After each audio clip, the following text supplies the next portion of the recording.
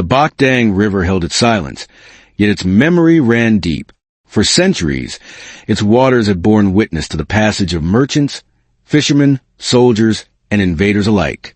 Beneath the tranquil surface lay a wealth of untold stories.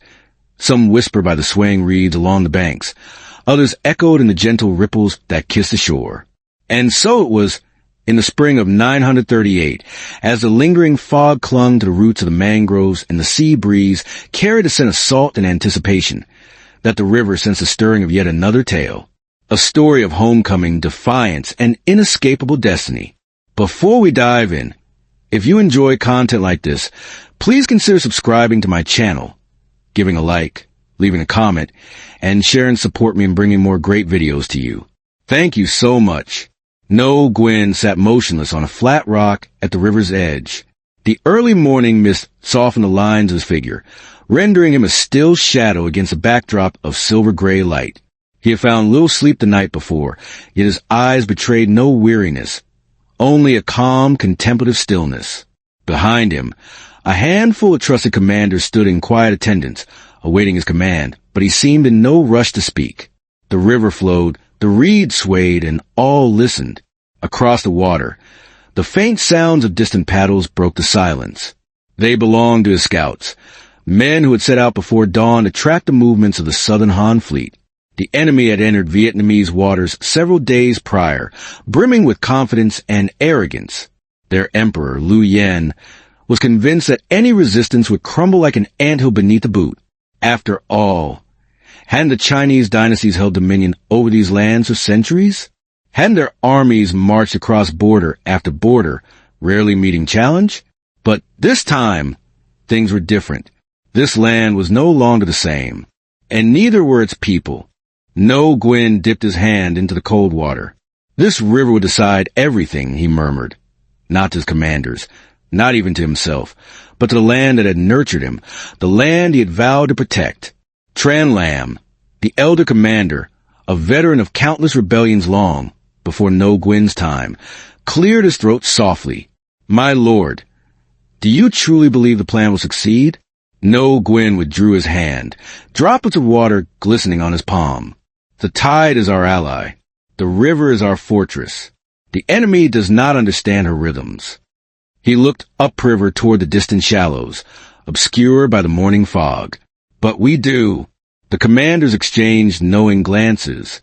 They had dissected the plan countless times, committing every detail to memory, but hearing their lord speak of it with such quiet conviction lent a weight that transcended mere strategy. The plan, simple in its description, yet daunting in its execution, was to transform the river itself into a deadly trap. Wooden stakes, sharpened to lethal points and hardened by fire, had been driven into the riverbed at a precise angle. At high tide, these deadly spears lay hidden beneath the water, invisible to the unsuspecting eye. But as the tide receded, they would rise like the teeth of a monstrous beast, ready to snap shut its jaws. And the Southern Han fleet, mighty and proud, would be lured directly into their path. A sudden splash shattered the stillness. A boat approached with haste, carrying 3 scouts. Their clothing was soaked, their breath coming in ragged gasps. As they leapt ashore, one knelt without hesitation. My lord, Southern Han ships sighted near the estuary. Their vanguard will reach Bach Dang by midday. Silence hung heavy in the air.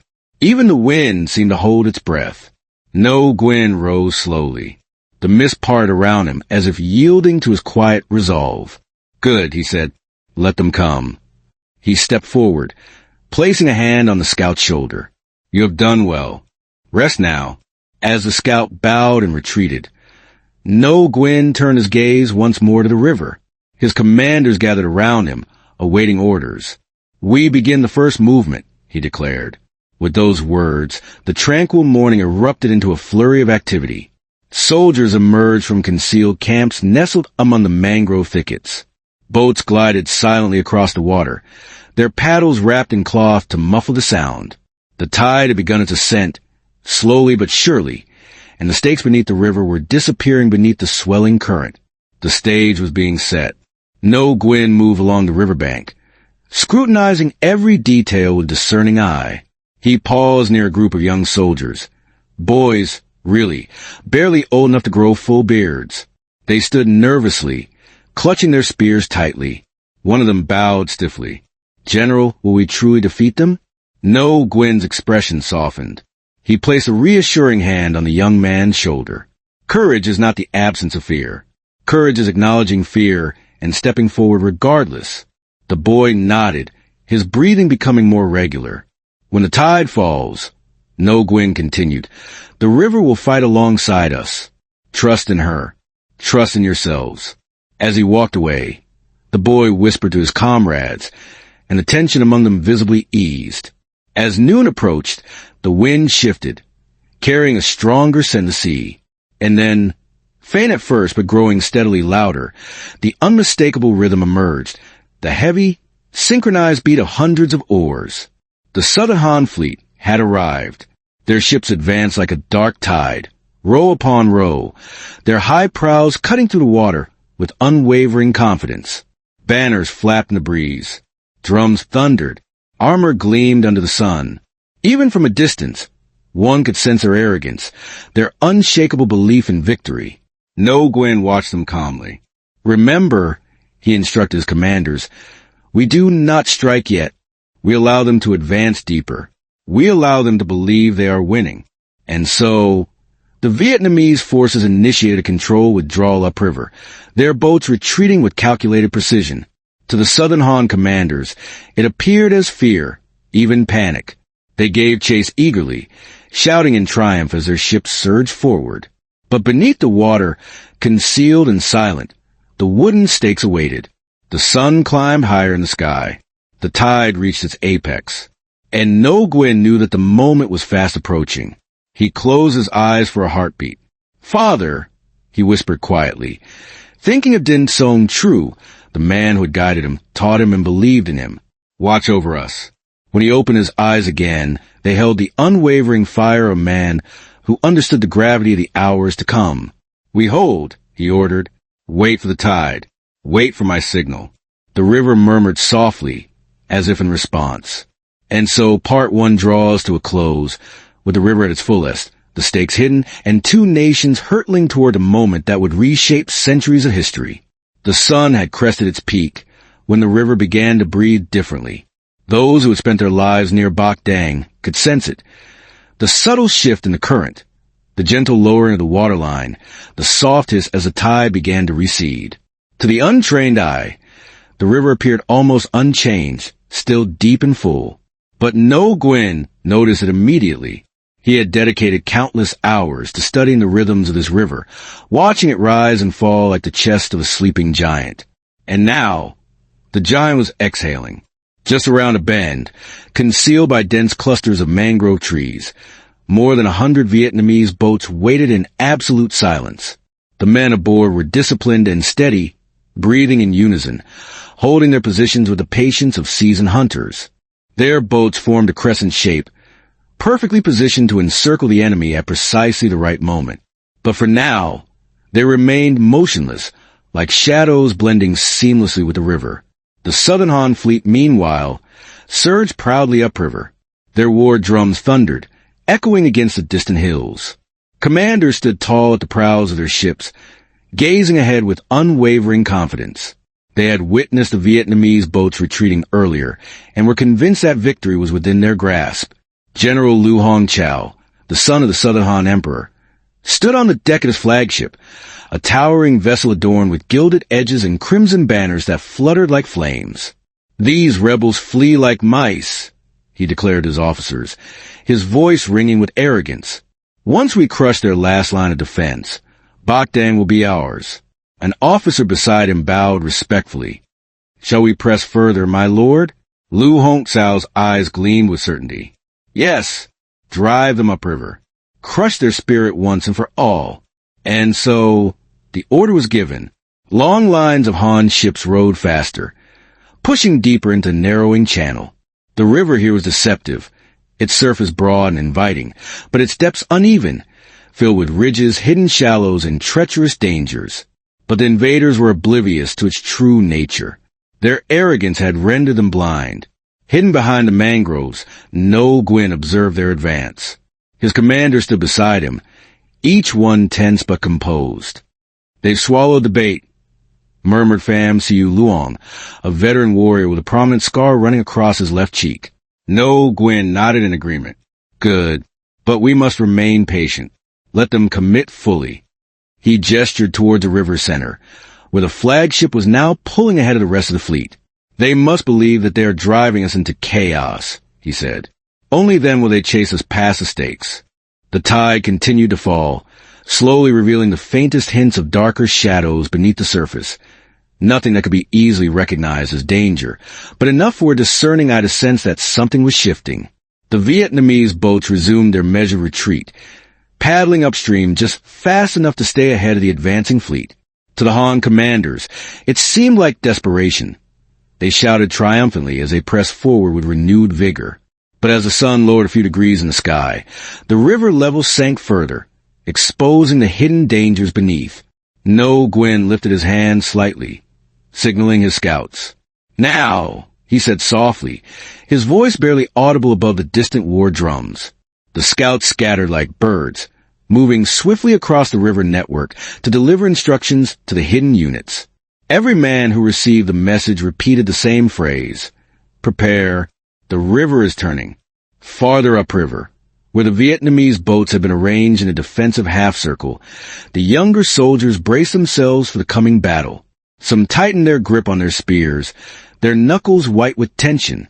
Others whispered silent prayers to their ancestors, seeking courage and protection.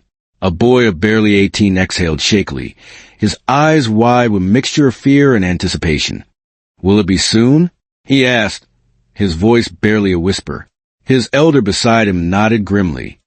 "When the stakes show their teeth." The boy swallowed hard, his throat suddenly dry. "And if the enemy realizes what's happening?"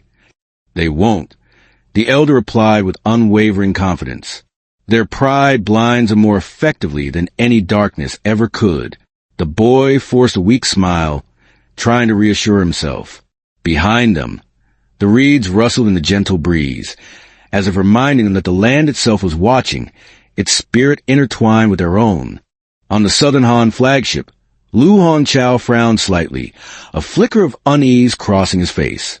The river felt different, not necessarily hostile or threatening, but simply different, as if it were changing its mind, shifting its allegiance. "Strange," he murmured, his gaze fixed on the water. "The water is falling faster than I anticipated." An officer attempted to reassure him, bowing slightly. "My lord, it is merely the tide. Rivers are known for their unpredictability." Lu Hongqiao narrowed his eyes, his intuition telling him something was amiss. "Perhaps, but we must remain vigilant." Yet even as he spoke those words, his fleet continued to push forward relentlessly, unable to adjust their momentum in the increasingly narrow waterway. Their confidence, fueled by their superior numbers and unwavering pride, drowned out any lingering sense of caution. The drums beat louder, urging them forward. The pursuit intensified, pushing them deeper into the heart of the trap. But the shifting river remained indifferent to human arrogance. Its depths continued to recede, revealing its secrets one by one. Near the bend where Ngo Quyen was positioned, more of the stakes were now pressing against the surface, still hidden beneath the water, but beginning to form faint shadows like jagged silhouettes. Tran Lam whispered, his voice barely audible, "My lord, another hour, and the stakes will be visible to the naked eye." "Not visible," Ngo Quyen corrected gently. "Revealed." He remained perfectly calm, though his heartbeat quickened ever so slightly. Years of meticulous preparation, months of painstaking planning, days of anxious waiting, all were converging upon this narrow window of time. The tides of Bach Dang waited for no one. If the timing slipped, the opportunity would vanish like smoke in the wind. But everything was unfolding exactly as he had predicted. He breathed deeply, feeling the river's pulse in the wind, its ancient wisdom guiding his actions. "Signal the forward line," he commanded. "Prepare the feigned collapse." Pham Siu Luong raised an eyebrow in surprise. "Already, my lord?" "Yes. We must draw the enemy deeper before the stakes are fully exposed." And so, the Vietnamese boats at the very front began to waver deliberately, some tilting precariously, some slowing their pace, others drifting slightly out of formation. To the trained eyes of the Vietnamese commanders, it was an orchestrated dance, a carefully choreographed performance designed to deceive. But to the invaders, it looked like utter panic. Lu Hong Tsao's eyes lit up with predatory excitement. They're breaking. Accelerate. Close the distance. His oarsmen rowed frantically, their muscles straining with effort. Their ship surged ahead, eager to claim their prize. And that was when the river began to whisper its deadly secrets. Its shifting currents grew more pronounced. The exposed tops of the wooden stakes gleamed faintly beneath the thinning water, like the teeth of some monstrous underwater beast. Ngo Quyen watched intently, his senses heightened, his focus absolute. Almost, he murmured under his breath. The stakes were like teeth now, still mostly submerged, but mere seconds away from breaking the surface completely. The Vietnamese boats continued their dramatic retreat, drawing the Han fleet with deliberate precision toward the center of the trap. Suddenly, a heavy thud echoed across the river. One of the Han ships had scraped something solid beneath the water. A second thud followed, more jarring than the first. Then, a sharp crack rang out, like the sound of splintering bone. But the commanders, blinded by their arrogance, dismissed it as mere driftwood or harmless rocks, or perhaps some insignificant river debris. Their drums did not slow. Their pride did not falter. The tide fell further, its relentless withdrawal revealing more of the hidden dangers below. Ngo Quyen lifted his hand, his eyes gleaming with anticipation. "Prepare," he said, his voice barely a whisper. His commanders stiffened, their hearts pounding in their chests. The sun dipped lower in the sky, casting long, ominous shadows across the water. The river breathed once more, its exhale carrying the scent of salt and impending doom. And at that precise moment, just as the last third of the tide began its final descent, the tips of the wooden stakes finally broke the surface. For 1,000 sharpened spears rose from the riverbed like the fangs of an ancient beast awakened from its slumber. The trap was no longer hidden. It was coming to life, and invaders were caught directly in its jaws. The morning mist hung low over the Bach Dang River, swirling in soft ribbons above the water, as if the land itself were holding its breath in anticipation. The tide was rising, slow, steady, predictable to anyone who had grown up among these winding channels and knew its moods. But to the Southern Han fleet, it was just a simple tide, nothing more. They still didn't understand that the very water they trusted would soon betray them in the most brutal way imaginable. Ngo Quyen watched the river from the eastern bank, his horse standing quietly behind him, its breath misting in the cool air. He didn't appear tense. Instead, he seemed to be listening intently, to the wind whispering through the reeds, to the distant clatter of oars growing ever closer, to the rush of the tide as it brushed against the hidden stakes beneath the surface. Every sound was a clue. Every detail mattered. The stakes, thousands of them, sharpened to vicious points and aligned in cunning rows, waited patiently beneath the water. Each one was a silent promise, a harbinger of destruction. When the tide turned, the river would become a battlefield of traps, and the enemy's proud ships would crash upon them like blind, lumbering beasts. Yet at this moment, everything was eerily calm. Behind Ngo Quyen, his officers approached quietly, their footsteps muffled by the soft earth. "General," one of them said, his voice respectful but urgent, "our scouts report that the enemy has begun their advance. Their vanguard will reach the river mouth before noon." Ngo Quyen nodded slowly, his gaze never leaving the water. "Good. Let them come. Their confidence is the rope that tightens around their own necks." His voice was soft, almost conversational, but there was an undeniable steel beneath it, like a razor-sharp blade wrapped in delicate silk. For a moment, he closed his eyes, picturing the enemy commander in his mind's eye, Lu Hongqiao, the Prince of Southern Han. Young, ambitious, driven by a relentless hunger for glory. He believed that marching deep into Nam Viet would prove his worth to his father, the emperor, and that a swift victory would secure his future. But ambition without understanding was a dangerous thing, and the river they approached was older, wiser, and far less forgiving than any battlefield Lu Hongqiao had ever known. At the mouth of the river, the first Han warships appeared, their silhouettes sleek and imposing, towering above the local fishing boats like predatory birds. Their oars churned the rising tide, the sound echoing across the water like distant thunder, a harbinger of the storm to come. On the opposite bank, villagers watched in silent anticipation.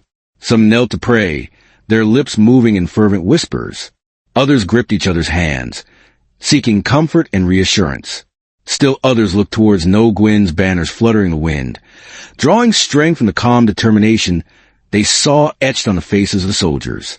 The Vietnamese fleet, smaller and lighter than their enemies, waited patiently farther upriver, their boats positioned. The battle formation of the Southern Han fleet dissolved into chaos.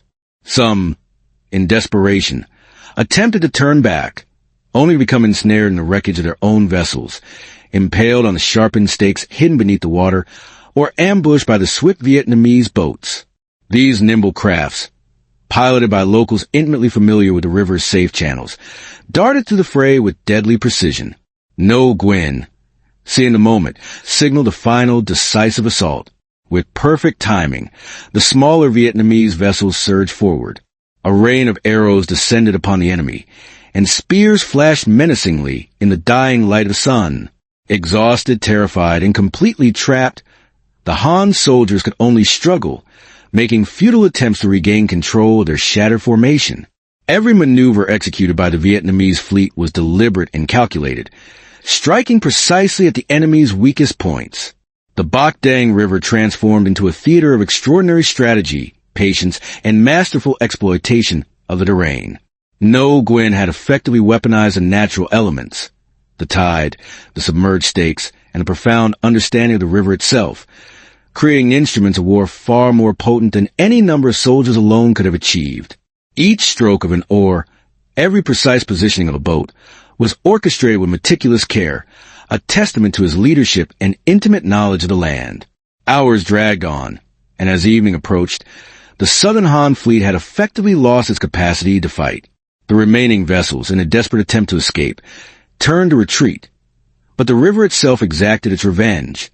Some ships ran aground, becoming easy targets for the Vietnamese, while others were smashed against the unforgiving stakes hidden beneath the surface. Only a handful of vessels managed to survive the carnage, their crews utterly demoralized. Lu Hong Chow, finally confronting the devastating reality of defeat, realized that his ambition had been fatally blinded by his ignorance of the river and the land it sustained. Ngo Quyen finally stepped ashore onto a cleared section of the eastern bank, his loyal troops gathering in strength behind him. There was no raucous celebration, no excessive display of triumph. Instead, a profound and collective sense of relief washed over the Vietnamese ranks. They had defended their homeland not simply with courage, but with intelligence, patience, and a deep understanding of forces far greater than themselves. The river had spoken, and they had listened, heeding its ancient wisdom. The victory at Bach Dang was far more than just a success on the battlefield. It was a bold declaration of independence, a resounding demonstration that foreign powers could not simply impose themselves upon this land without first understanding and respecting its intrinsic nature. History would forever remember this moment as a triumph of astute strategy over brute force, a profound knowledge over blind arrogance.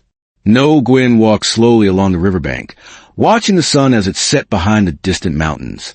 The wind carried the distinct scent of brine and smoke, mingling with the hushed murmurs of soldiers tending to the wounded. He understood that the battle had secured not only their immediate safety, but also the enduring legacy of a people who possessed a deep understanding of their land, their waters, and their destiny. This day, this river, would forever hold the memory of their victory. And so, as twilight gently settled over the Bach Dang River, the Vietnamese people breathed in a long-awaited peace. The tide had turned decisively, the stakes have fulfilled their deadly purpose, and the invaders have been utterly defeated. The river, now calm once more, reflected the warm, vibrant colors of the evening sky, holding the indelible memory of the battle in its currents for generations yet to come.